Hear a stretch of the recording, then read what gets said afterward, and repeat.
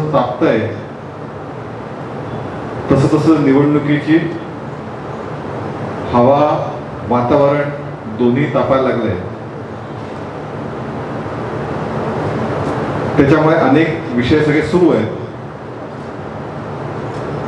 एक अशाच महत्वाच्या विषयावरती आज बोलण्यासाठी मी इथे आलोय.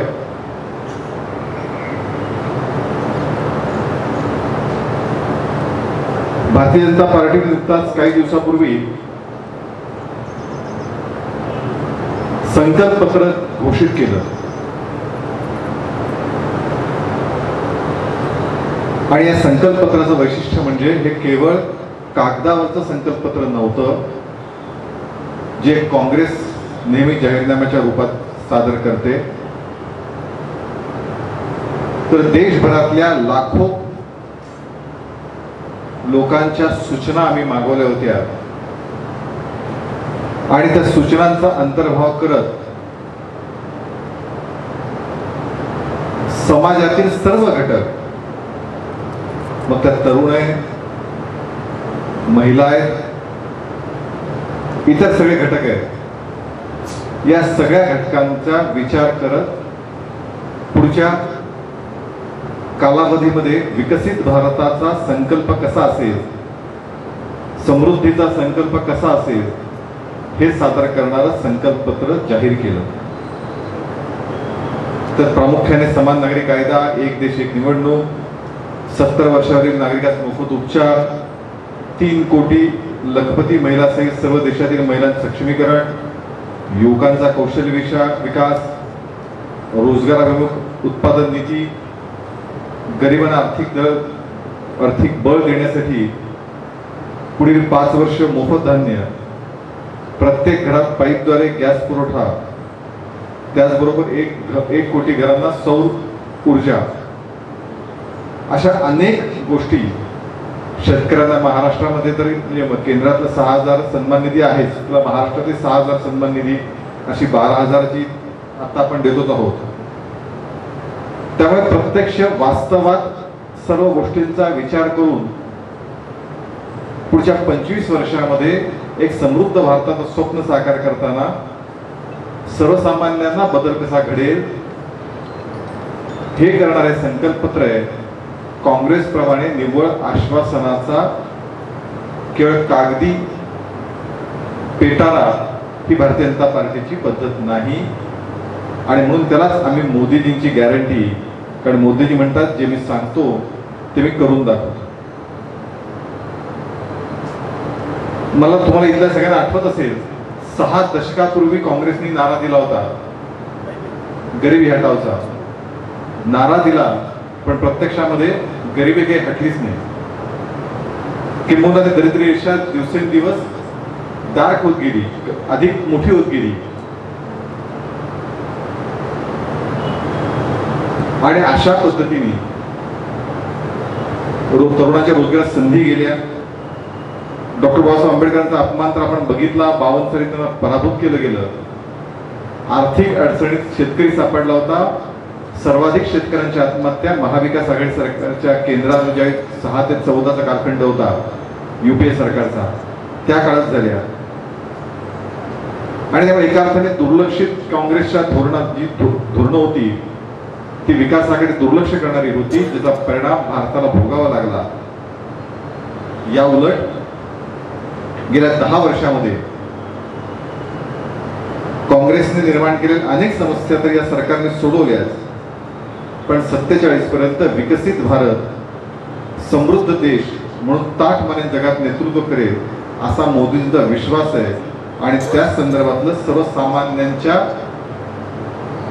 अपेक्षांचं प्रतिबिंब या संकल्पपत्रात दिसतं. ही वस्तुस्थिती. मी मगाशी म्हणालो, महिला शक्ती, युवा शक्ती, शेतकरी, गरीब हे साधारणतः 4 घटक आहेत, ज्या 4 घटकांसाठी आणि मोदीजी तर म्हणतात जगात सर्वत्र या 4च खऱ्या जाती आहेत. त्यामुळे या समाज घटकांना सक्षम करण्याचं काम हीच मोदीजींची गॅरंटी. आणि मग त्यातनं ज्या 30 लाख सूचना मग सुरुवातीला उल्लेख केला की ज्यावेळी 3 महिन्यापूर्वी आम्ही सूचना मागवल्या त्यावेळी देशभरातनं 30 लाख लोकांनी आपलं म्हणणं की समृद्ध विकसित भारताचा कसा असावा संकल्पपत्र त्यासाठी पाठवल्या आणि त्यातलं सूचनांचा सगळा अभ्यास करून हे संकल्पपत्र सादर केले आणि म्हणूनच एका अर्थाने सर्वसमावेशक असं हे संकल्पपत्र आहे. 80 कोटी लोकसंख्येला 5 वर्ष पुढची धान्य मोफत धान्य आहे, जी 20 मध्ये कोरोना काळ सुरू झाली ती पुढे चालू ठेवणार आहे. 70 वर्षावरील नागरिकांना मोफत उपचार आपण करणार आहोत. PM आवास योजनेतून पुढे 3 कोटी घरं, मोफत घरे कशा पद्धतीने होत आहे, त्याचं क्रेडिट कोण घेऊन जात आहे, कोण बांधतंय, अचानक स्टेजवरती कौतुक कोण करतं, मग आता निवडणूक आली की भूमिका कोण बदलतं, हे सोलापूरकरांना वेगळं सांगायची गरज नाही. कदाचित तुम्ही प्रश्न विचारालाच. त्यामुळे पाईपद्वारे घरगुती गॅस जोडणी, प्रधानमंत्री सूर्यघर योजनेतून पहिल्या टप्प्यात 1 कोटी घरांना सौरयंत्र, 10 लाख लोकांना विनातारण विना गॅरंटी कर्जाची 20 लाखापर्यंतची मर्यादा वाढ, सामान्य घरातील तरुणांना व महिलांना व्याजमुक्त विनातारण कर्ज आणि PM किसान कल्याण योजनेअंतर्गत पुढील वर्षासाठी 5 वर्षासाठी आर्थिक 6,000 रुपये देण्याची मोदी यांची गॅरंटी आहे. पीक विमा योजना तर शेतकरी हे जर पीक शेतकऱ्यांसाठी अजून पीक विमा योजना मजबूत करण्यात येणार आहे. आधारभूत किमती म्हणजे माझं बऱ्याच वेळा शेतकरी काँग्रेसचे नेते दावादावाने बोलतात, माझं त्यांना आवाहन आहे की 2014 पूर्वीच्या UPA सरकार असताना काय आधारभूत किमती होत्या, हमीभाव काय होते आणि या सरकारचा हमीभाव काय, कधीतरी एकदा चर्चा करायला या, त्यांचं स्वागत आहे. त्यामुळे खाद्यतेला आत्मनिर्भरता आणण्यासाठी प्रयत्न केला जातोय. त्याचबरोबर अन्न ज्या सगळं आपलं अन्न आहे त्यांना जगाची बाजारपेठ उपलब्ध व्हावी यासाठी प्रयत्न आपण करतोय. पुढील 5 वर्षात सिंचन क्षेत्रात आपण भर घालण्याचा प्रयत्न करतोय. सगळ्यात महत्वाची गोष्ट म्हणजे सातत्याने आपण पाहतोय, काल पाऊस आला, शेतकऱ्यांना पावसाला याला अचानक अवकाळी पाऊस येतोय, उभं पीक खराब होतं किंवा पीक काढून ठेवलं असेल तर पावसामुळे नुकसान होतं. हे थांबवण्यासाठी शेतकऱ्यांसाठी एक स्वतंत्र उपग्रह जो या पद्धतीने हवामान बदलाचा अंदाज बांधेल आणि शेतकऱ्यांना तातडीने तशा पद्धतीच्या सूचना दिल्या जातील, डिजिटल सुविधा उपलब्ध दिल्या जातील, एक महत्वाचं या संकल्पपत्रातलं महत्वाचं घोषणा आहे.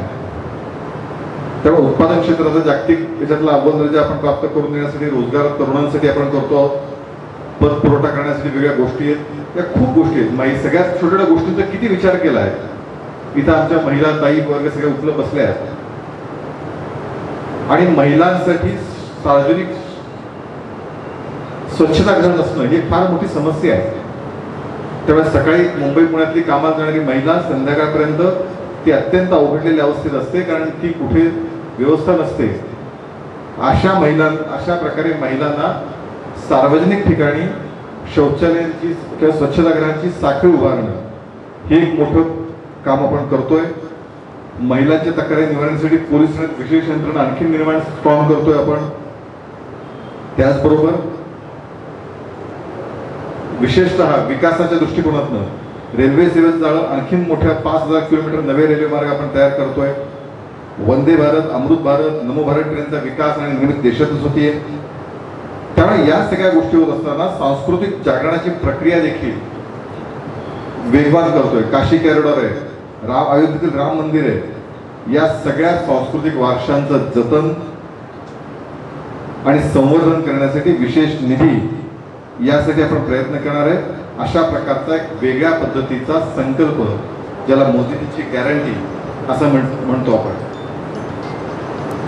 समान नागरी कायदा असावा ही तर डॉक्टर बाबासाहेब आंबेडकरांची अपेक्षा होती.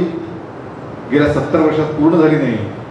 आता कायदाच देशभर लागू करण्याचा संकल्पही आम्ही या निमित्ताने करत आहोत आणि म्हणूनच बऱ्याच गोष्टी या संकल्पपत्रात आहेत. थोडीशी मोठी प्रेस नोट, मोठी मुद्दे आहेत, आणखीनही मुद्दे सांगता येतील, पण इतक्या सगळे विचार करून सर्व गोष्टींचा अभ्यास करून हे संकल्पपत्र आम्ही सादर करतोय. काँग्रेसने नेहमीच फक्त मला आजही आठवतो आणि सोलापूरकरांचं म्हणून मुद्दाहून ते आठवण करून देतो, कारण सोलापूरशी संबंधित तो विषय आहे. ज्यावेळी सोलापूरचे सुपुत्र असे म्हणत जाणारे सुशीलकुमार शिंदे मुख्यमंत्री होते निवडणुकीच्या आधी, 2004 ची गोष्ट, म्हणजे काँग्रेसचं धोरण किती खोटं असतं याचं प्रत्यंतर उदाहरण. 2004 साली त्यांनी मोफत विजेची घोषणा केली शेतकऱ्यांना निवडणुकीच्या आधी, आणि मोफत विजेची घोषणा केल्यानंतर तशा पद्धतीचे एक वीज बिल, शून्य बिलाची वीज बिल शेतकऱ्यांना दिल्याचे फोटो सगळे छापून आले. शेतकऱ्यांना आनंद वाटला, लोकांनी भरभरून मतदान केलं काँग्रेसला. निवडणूक झाल्यानंतर जुन्या थकबाकीसह बिलं आली. काँग्रेसच्या लोकांनी नेत्यांना विचारलं, काँग्रेसचे तत्कालीन प्रदेशाध्यक्ष म्हणाल्या ती तर प्रिंटिंग मिस्टेक होती, ही काँग्रेसची खोटारडेपणाची हद्द होती, जाहीरनाम्याबद्दलची भूमिका होती. या उलट मोदीजी म्हणतात आणि तीच सर्वसामान्यांना मोदीजींची गॅरंटी वाटते. मला असं वाटतं या भूमिकेतनं एक संकल्पपत्र जे दिल्लीत जाहीर झालं ते अधिकाधिक लोकांपर्यंत नेण्याचा प्रयत्न आम्ही करतोय आणि त्या भूमिकेतनं आज तुमच्यापर्यंत इथे आलोय. त्यासाठी आज या विषयाची मांडणी केली. मला असं वाटतं ही निवडणूक लोकसभेची आहे, कारण आपण लोकसभेच्या निवडणुकीसंदर्भात बोलूया. पहिला मुद्दा, ज्यावेळी महापालिकेची निवडणूक येतील त्यावेळी महापालिकेमध्ये भारतीय जनता पार्टीने काय काय केलं त्याचा इत्याभूत हिशोब, कुठल्या घोषणा केल्या, कुठल्या गोष्टी पूर्ण केल्या, काय काय संकल्प प्रत्यक्षात आणले, जी आश्वासनं 5 वर्षापूर्वी दिली होती त्यापैकी किती आश्वासनं केली याचा लेखाजोखा 100% तुमच्यासमोर मांडण्यात येईल. त्या प्रश्न बघायचं कारण नाही. शेतकऱ्याच्या प्रश्नाबद्दल ज्यावेळी विषय राहिला, शेतकऱ्यांच्या प्रश्नाबाबत अत्यंत संवेदनशीलतेने या सरकारने भूमिका मांडली. ज्या स्वामीनाथन आयोगाबद्दलचा नेहमी उल्लेख केला जातो, जो 8 वर्ष काँग्रेसच्या कार्यकाळामध्ये एका अर्थाने दडपून ठेवला होता, तो काँग्रेसच्या कार्यकाळातला स्वामीनाथन आयोग भारतीय जनता पार्टीच्या केंद्रातल्या सरकारने, पंतप्रधान मोदीजींच्या सरकारने ते स्वीकारलं आणि त्याचा स्वतः उल्लेख, माझ्या अहवालाचं स्वीकार असा स्वतः उल्लेख टाइम्स ऑफ इंडिया सगळ्या दैनिकात स्वामीनाथन आयोग स्वतः स्वामीनाथननी दिला होता. त्यामुळे त्या पद्धतीने शेतकऱ्यांच्या जीवनात बदल घडावे सकारात्मक. आपण अनेक गोष्टीवर चर्चा करू शकतो. मी मोठी जंत्री देऊ शकतो. 5 वर्षामध्ये वाढलेले हमी भाव, इतर सगळ्या अन्य गोष्टी, ज्या प्रमाणात खरेदी सरकारने या मोठ्या प्रमाणात केली गेली, या सगळ्यांची जंत्री दिली गेली. त्याच्याही पलीकडे जर अशा प्रकारची एखादी अशी घटना घडते तर दुर्दैवीच आहे. पण शेतकऱ्यांच्या विकासासाठी सर्वाधिक प्रयत्न जर आणि अत्यंत प्रामाणिक प्रयत्न झाले असतील तर या 10 वर्षामध्ये झाले. ही वस्तुस्थिती आपल्याला नोंदवावी लागेल. ही वस्तुस्थिती नाकारता येणार नाही. इकडे मला सांगा, काँग्रेसकडनं वेगळी अपेक्षा, म्हणजे काँग्रेस असं म्हणणार का की नाही हे सरकार छान चाललंय. आता काँग्रेस आहे, काहीतरी शोधून काढावं लागणारच आहे, घुसपट काढावं लागणारच आहे. मला सांगा, काँग्रेस प्रणित ज्यावेळी राजस्थान सरकार होतं, अडाणीचे प्रकल्प ते नव्हते का? मोठ्या जोरात सुरू होते. किंवा आजही जिथे कुठे काँग्रेस सरकार आहे त्या ठिकाणी अडाणी अंबानीचे प्रोजेक्ट सुरू नाहीत का? त्याचं काँग्रेसने उत्तर दिलं पाहिजे. त्यामुळे ज्यांच्याकडे बोलायला काहीच नाही अशा पद्धतीचे आरोप करणं, अशा पद्धतीची टीका करणं हे काँग्रेसचं, म्हणजे किमान मुद्द्यावरती तरी चर्चा करावी, पण तेही बोलण्यासारखं नाही. त्यामुळे अशा पद्धतीचे आरोप काँग्रेसला करावे लागतात ज्यात कुठल्या प्रकारचा दम नाही. दुसरीकडे आणखी तुम्ही काहीतरी विचारलं, दोन असं आहे की मला वाटतं आजच आत्ताचे खासदार प्रचार दुपारी होते. त्यामुळे असं आहे की ज्यांना बघायचंच नाहीये, एकदा तुम्ही डोळ्यावरती पट्टी बांधली की समोर अंधारच दिसायला लागतो. तशा पद्धतीचं चित्र आता आहे. काही नाही, दोन्ही खासदार कामात आहेत आणि शेवटी संघटनेमध्ये कुणाला उमेदवारी द्यायची.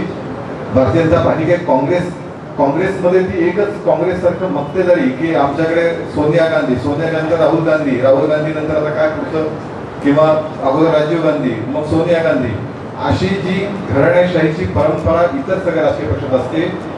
या उलट भारतीय जनता पार्टीचं वैशिष्ट्य आहे की अत्यंत सर्वसामान्य कुटुंबातल्या, सोलापूरच्या बाबतीत तर खरोखर सोलापूरकर हे गोरगरीब कष्टकऱ्यांचं शहर आहे आणि अशा गोरगरीब कष्टकऱ्यांच्या शहरामध्ये त्याच्याशी नाळ जोडणारा, त्याच्याशी संलग्न असणारा अशा एका ऊसतोड कामगाराच्या मुलाला उमेदवारी देण्याचं काम भारतीय जनता पार्टीने केलंय. हे भारतीय जनता पार्टीमध्येच घडू शकतं.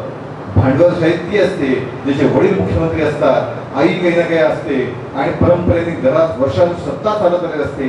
अशाला पुढे उमेदवारी मिळणं त्याला भांडवलशाही म्हणतात, जे काँग्रेसला विरोध करतात. मी तुम्हाला सांगतो ना, असं आहे, काँग्रेसला सत्तेवर यायचंच नाही, ते येणार, त्याला माहिती आहे, त्यामुळे वाटेल त्या घोषणा करणं हे त्यांचं काम आहे.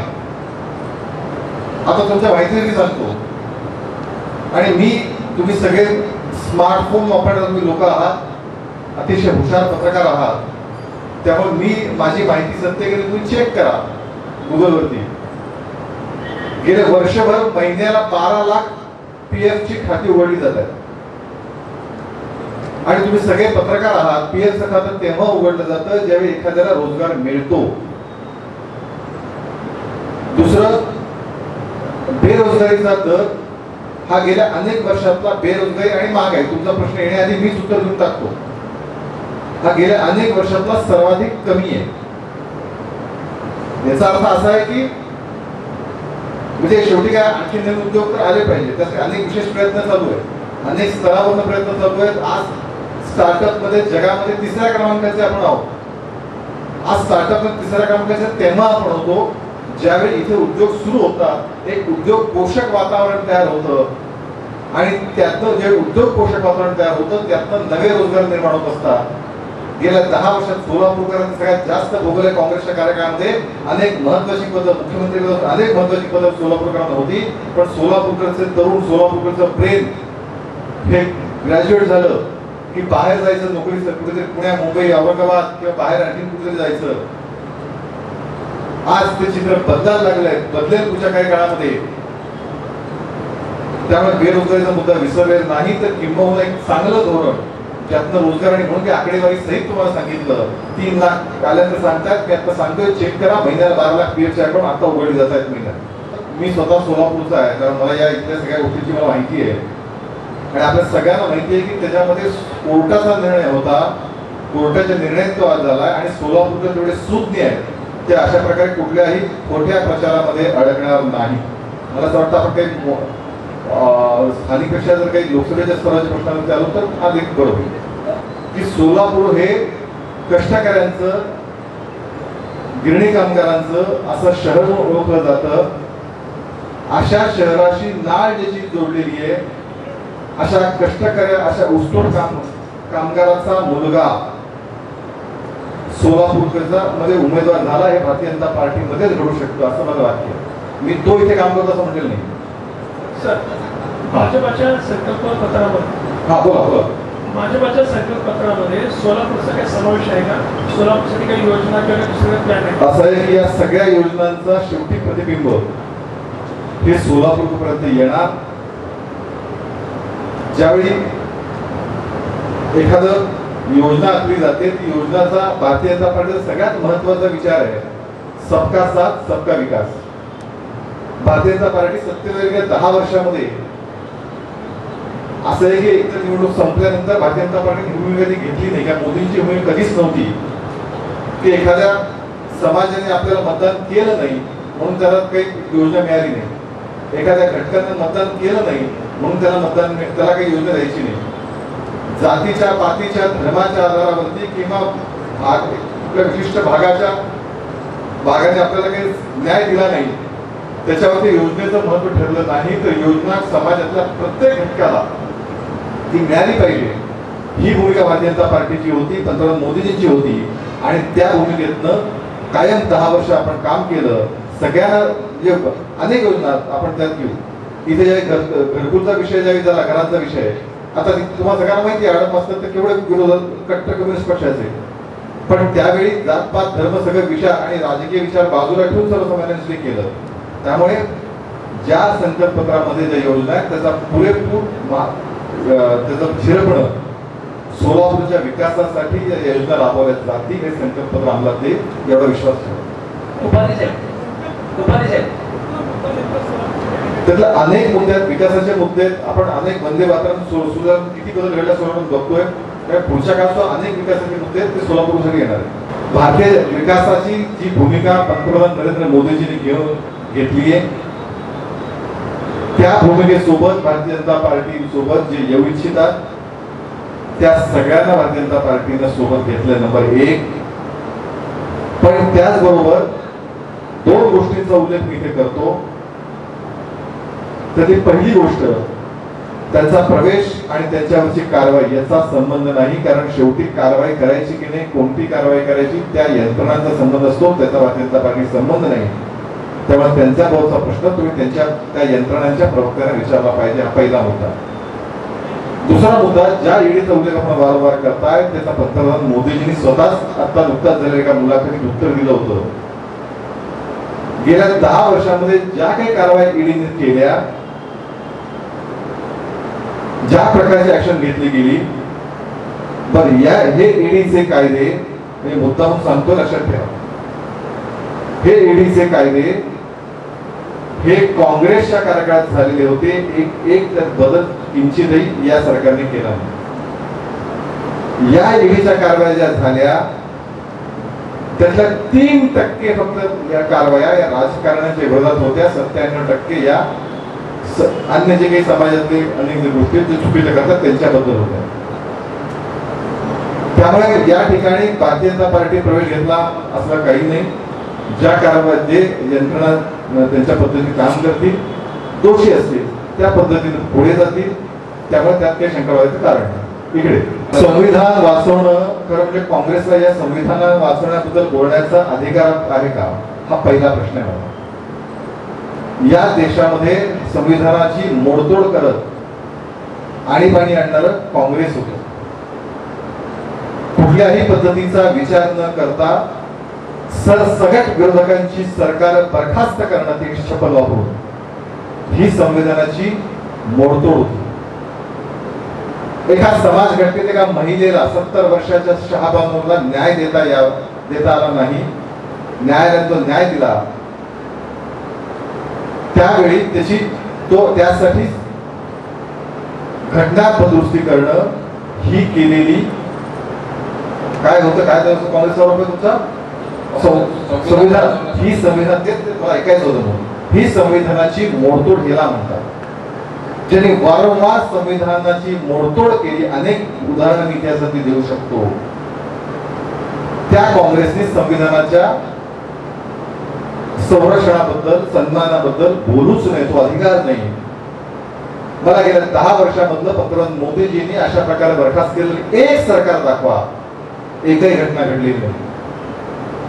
आणि सरकार जे काँग्रेसने पाप केलं त्याबद्दल सांगा, असं एकही उदाहरण नाही. त्यामुळे काँग्रेसने मुळात या विषयावर बोलण्याचा काँग्रेसचा अधिकार. समाजातला एक मोठा घटक ज्याला असं वाटतं की लवजिवाद या समाजामध्ये आहे, जे मोर्चे भारतीय मधल्या काळात निघाले ते भारतीय जनता पार्टीने काढले नव्हते, भारतीय जनता पार्टीने निघाले होत. हा माझा प्रश्नाचं उत्तर देतो तो चालेल ना, थांबतो तर. हा, त्यामुळे समाजातला हिंदू समाजाच्या मोठ्या घटकाला असं वाटत जर असेल तर नक्की तो चिंतेचा विषय होता. मला असं वाटतं की काही कायदे केंद्राचे असतात, काही कायदे राज्याचे असतात, त्याबद्दलचं पुढच्या काळात नक्की एक धोरण घेऊन जी कारवाई चालायची आहे. तुमच्या माहिती सांगतो, अशोक चव्हाणना ह्याच्यामध्ये कुणीही या ठिकाणी ईडीची कारवाई थांबवली असं वाटण्याचा विषय नाही. जी ईडी कारवाई करतं, ईडीचं धोरण ईडी ठरवतं, कारवाई करायची की ईडी ठरवतं, किंवा ती यंत्रणा ईडीचं नाही, ज्या काही यंत्रणा आहेत त्या यंत्रणा करतात. देण्यावर एका महिन्यात 3 वेळा नोटीस दिल्या. त्यांनी राष्ट्रवादी सत्तेत आल्यामुळे मला सांगतो हा प्रश्न ईडीच्या प्रवक्त्याने विचारला पाहिजे. असं का होतं नाही, असं ईडी शेवटी असेल त्यांच्या तपासामध्ये काय करायचं हे ईडीच्या संबंधित यंत्रणा ठरवायचं, आम्ही नाही ठरवू. असं काँग्रेसची जाहिरात आहे की भाजप म्हणजे वॉशिंग मशीन झाली. असं आहे, गेली 70 वर्षामध्ये अनेक प्रकारच्या दंगे, घोटाळे, भ्रष्टाचार हे धुळून काढले. त्यांनी इतरांनी काय बोलावं. सर, प्रश्न असा आहे की हिंदू दहशतवाद या गोष्टींचा उल्लेख केला, मग भाजपा ह्या गोष्टीचा प्रपोगंडा का करतो.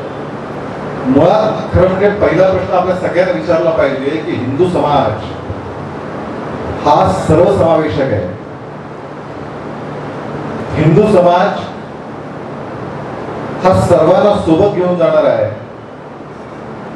आणि त्या समाजाला हिंदू दहशतवाद असं म्हणण्याचं इतकी मोठी भयानक याचाच अर्थ हिंदू समाजाबद्दल तुमच्या मनात प्रचंड घृणा, प्रचंड द्वेष आहे का, होता का, हा आमचा प्रश्न आहे. जो समाज, जे ज्ञानेश्वर माऊली सांगतात सगळ्यांना सगळं मिळू दे, पसायदाना सांगतात, हे सांगणारा हा समाज आहे. जो जे वांछित तो ते लाहो, हे सांगणारा समाज आहे आणि मनापासून सांगणारा समाज आहे.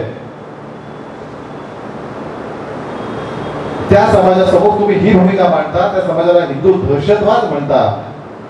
याचाच अर्थ तुम्हाला हिंदू समाजाबद्दल घृणा वाटते का, द्वेष वाटतो का, हा आमचा प्रश्न आहे. आणि त्यामुळे आम्ही प्रोपगंडा करायची गरज नाही. हा प्रत्येक हिंदू मनामध्ये असलेला संताप आहे की अशा पद्धतीची भूमिका तुम्ही घेऊच करू शकता, हे विधान तुम्ही करूच करू शकता, अशी मांडणी तुम्ही करूच करू शकता. हा येणारा प्रत्येक हिंदू मतदाराच्या मनामध्ये असलेला संताप आहे. त्याला कुणी प्रोपगंडा करायची गरज नाही. मुळात पहिल्यांदा थोडे संदर्भ नीट पक्के करूया, कदाचित गडबड होऊन जातं. शिवसेनेने 25 जागा लोकसभेच्या कधीच लढल्या नाही. त्या 26 जागा 26-22 अशी बहुतांश वेळा ती वाटणी असायची. त्यामुळे शिवसेना मोठा भाऊ लोकसभेला होता अशी परिस्थिती कधीच नव्हती. जास्ती जागा नेहमीच भारतीय जनता पार्टीने लढल्या. त्यामुळे तो मुद्दाच मुळात फारसा बरोबर नाही.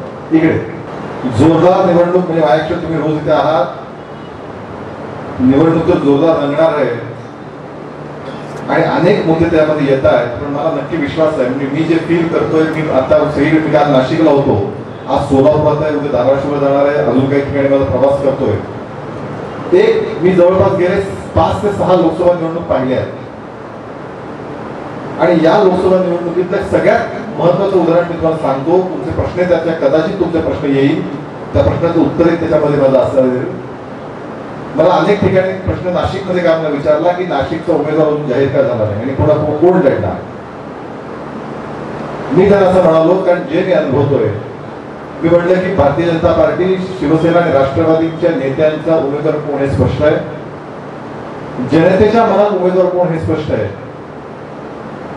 आणि जनतेच्या मनामध्ये जनतेने हे ठरवलंय. ही निवडणूक जनतेने आपल्या हातात घेतलेली आहे.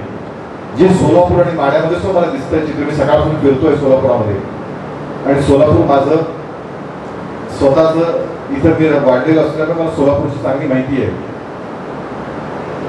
की ही निवडणूक जनतेने हातात घेतली आणि जनतेने हे ठरवलंय की देशाचे पुढचे पंतप्रधान नरेंद्र मोदीजी असतील तर पुढचा प्रत्येक खासदार, जी भारतीय जनता पार्टीची 405 ची घोषणा आहे ती पूर्ण करण्यासाठीच असेल.